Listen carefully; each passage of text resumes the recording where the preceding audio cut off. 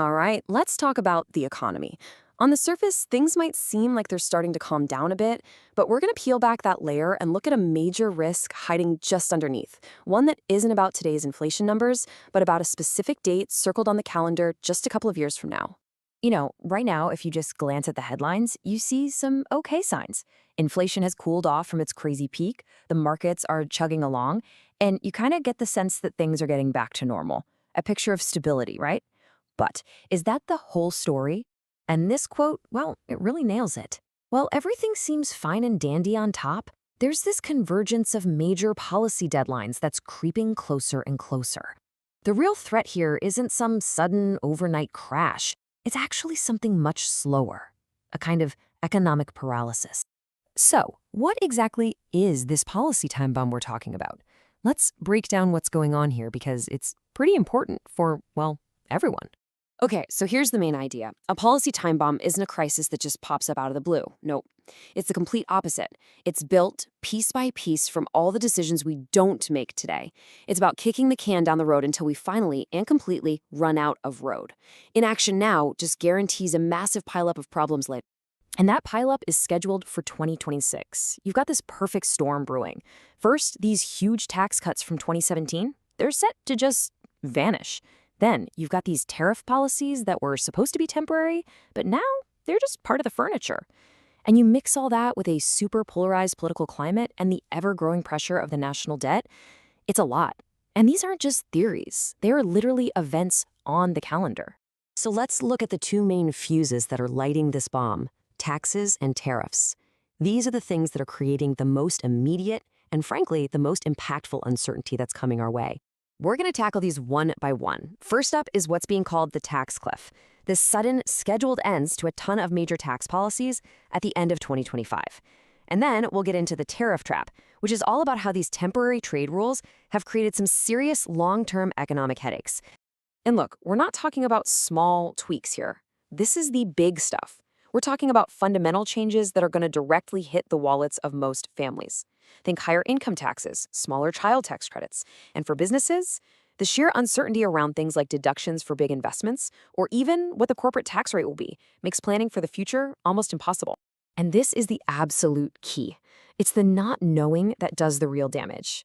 I mean, think about it. If you're running a company, how can you possibly decide to build a new factory or hire 20 new people if you have no clue what your tax bill is going to look like in a year and a half? You can't. So what do? You wait.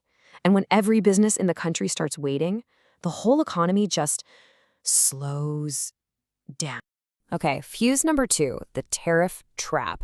A lot of the tariffs that were put in place a few years back, they were pitched as these temporary strategic tools, right? Meant for negotiations. But they've stuck around across different administrations, and now they've become this permanent part of the economic landscape that just drives up costs for everybody.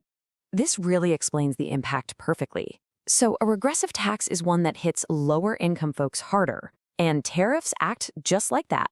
Because those extra costs on imported goods, they get passed right on to you, the consumer, in the form of higher prices on everyday stuff. So it's basically a hidden tax where prices are going up, but your paycheck isn't. All right, so we've identified the fuses, this big tax cliff, and this messy tariff trap. So what happens to the whole economy when businesses have to operate in this fog of total uncertainty? Well, you get a kind of economic paralysis. I mean, this chart makes it so clear. When the rules of the game are stable and predictable, businesses go on offense. They invest for the long haul, they hire people, they expand, they take risks. But when the rules are a total mystery, they switch to defense. They hoard cash, they put big projects on hold, they stop hiring, they basically prepare for the worst.